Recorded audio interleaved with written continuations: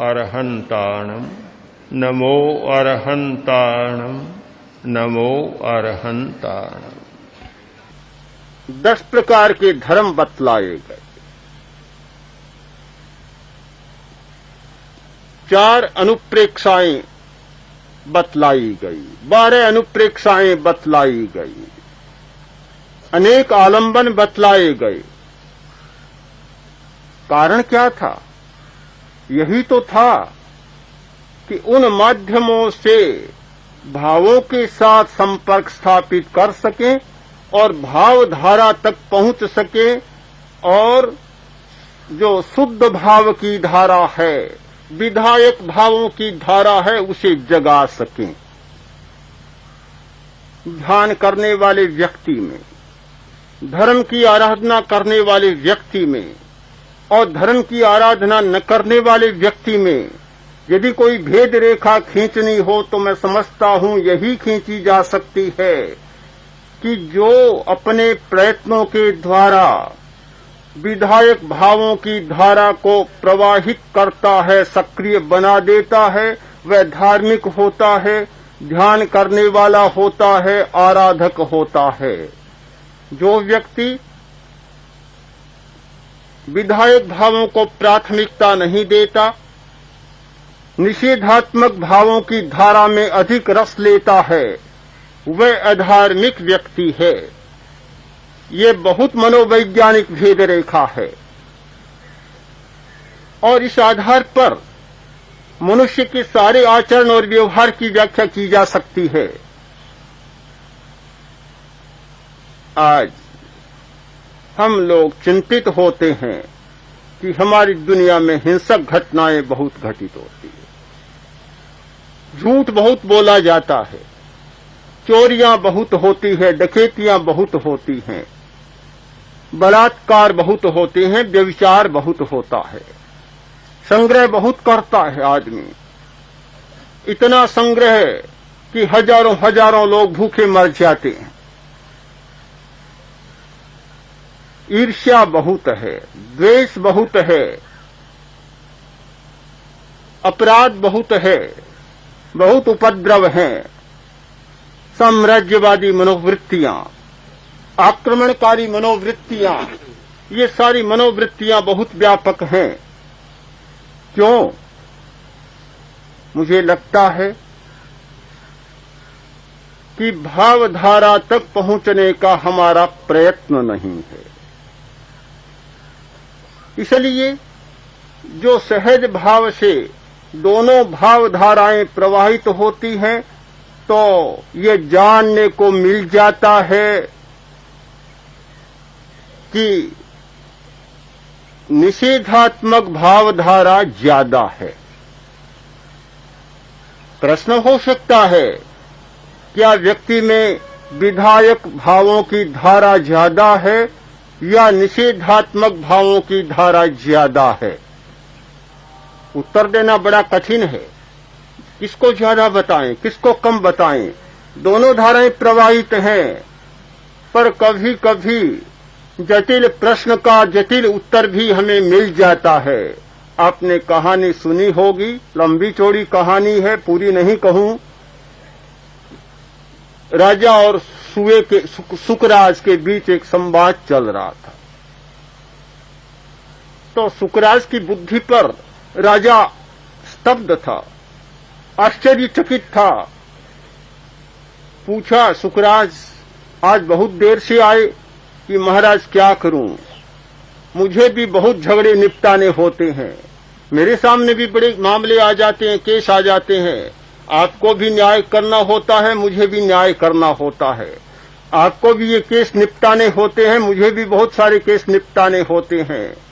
मेरे सामने एक समस्या आ गई, दो सुए आए लड़ते लड़ते, बड़ा विवाद था, परस्पर में लड़ रहे थे।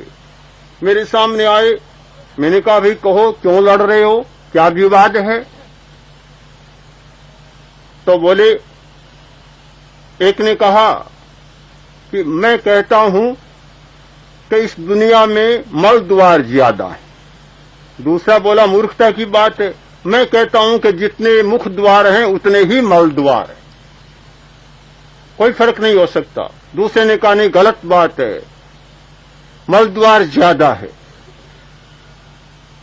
बड़ा जटिल प्रश्न था। राजा के मन में भी एक जिज्ञासा जागी। राजा ने पूछा कि तुमने क्या समाधान दिया, झगड़ा निपटा दिया? हाँ महाराज, बिल्कुल निपटा दिया। समय तो लगा, इसीलिए देर हो गई आपके पास पहुंचने में, पर मैंने न्याय कर दिया और झगड़ा निपटा दिया। कैसे निपटाया? मैंने ऐसे निपटाया कि जो आदमी एक बात कहता है,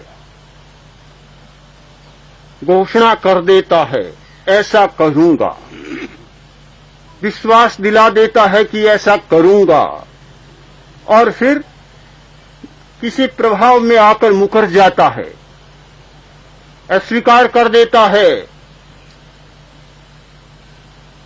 तो कैसी स्थिति बनती है? तो मैंने निर्णय दिया कि भाई तुम जो कह रहे हो कि मल द्वार ज्यादा है, ये बात बिल्कुल ठीक है, बिल्कुल ठीक है। कैसे? कि जो आदमी अपनी कही हुई बात पर मुकर जाता है उसे मैं मुख द्वार नहीं मानता, मल द्वार मानता हूं।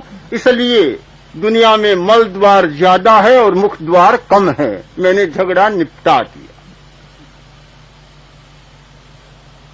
कहानी लंबी है। राजा को भी तीर लगा और राजा भी बदल गया था। एक ऐसा तीर लगा कि फिर राजा बदल गया। दुनिया में मल द्वार ज्यादा है। मुझे लगता है कि दुनिया में निषेधात्मक भावों की धारा ज्यादा प्रवाहित है। होनी तो दोनों सम चाहिए, पूरा समीकरण होना चाहिए, किंतु समीकरण नहीं, ये धारा ज्यादा है, बहुत ज्यादा प्रवाहित है। और इसीलिए एक बदलने की बात ही नहीं, कही हुई बात को अस्वीकार करने की बात ही नहीं, जीवित मक्खी को निगल जाने की बात ही नहीं, किंतु हमारी दुनिया में तो इतनी विचित्र बातें चलती हैं कि जिनकी कल्पना ही नहीं की जा सकती। निषेधात्मक भावों का इतना साम्राज्य। उस स्थिति में विधायत्मक भावों को जागृत करना एक बहुत बड़ी समस्या है। पर जब हृदय परिवर्तन की समस्या पर विचार करते हैं तो हमें एक प्रयत्न करना है। वह प्रयत्न है ऐसे आलंबनों को स्वीकार करें, ऐसे दर्शनों को स्वीकार करें, ऐसे प्रेक्षाओं को स्वीकार करें जिनके द्वारा निषेधात्मक भाव की धारा गौण बन जाए और विधायक भावों की धारा प्रमुख बन जाए। आदमी किसी भी चीज को यकायक मिटा नहीं सकता, हटा नहीं सकता। जो अफसर स्थिर हो गए हैं, नौकरी से निकालना संभव नहीं है। आज के कानूनों को सामने रखते हुए कोई भी गजेटेड ऑफिसर को, स्थिर नियुक्ति वाले ऑफिसर को निकाल दे, ये किसी के बस की बात नहीं है। अगर कोई निकाल दे तो न्यायालय तैयार है और न्यायालय उस निलंबित नियुक्ति को चालू कर देंगे। पर अधिकारी इतना ही कर देते हैं, एक कलेक्टर लगा हुआ है दिल्ली में तो उसे ऐसे जंगली प्रदेश में भेज सकते हैं कि जहां निलंबन के बिना ही निलंबन का अनुभव करा दिया जाता। निकालना बस की बात नहीं है। निषेधात्मक भाव इतने नियुक्त हो गए हैं हमारे द्वारा, इतने स्थापित हो गए हैं कि उन्हें एकदम निकाल देना, छुट्टी दे देना, नौकरी से बर्खास्त कर देना शायद हमारे बस की बात नहीं है। पर इतना किया जा सकता है कि उनकी मुख्यता को छीन लिया जाए, उन्हें गौण कर दिया जाए। गौण किया जा सकता है विधायक भावों की प्रबलता के द्वारा। उसका उपाय है प्रेक्षा। प्रेक्षा उसी का उपाय है, देखना उसी का उपाय है। जब हम देखने की बात करते हैं तो विधायक भावधारा अपने आप प्रथम बन जाती है, मुख्य बन जाती है। निषेधात्मक भावों की धारा अपने आप गौण बन जाती है। हम देखना नहीं जानते, हम तो साथ में मिल जाना जानते हैं। घटना को भोगना जानते हैं, दृष्टा होना नहीं जानते। जब जब घटना के साथ जुड़ जाते हैं, घटना को भोगने में लग जाते हैं, तो निषेधात्मक भावों की धारा को प्रोत्साहन दे देते हैं। यदि हम दृष्टा बनकर रह सकें, घटना को जान सकें, घटना को देख सकें, तो अपने आप वे निषेधात्मक भाव हमारे कमजोर बन जाते हैं, गौण बन जाते हैं।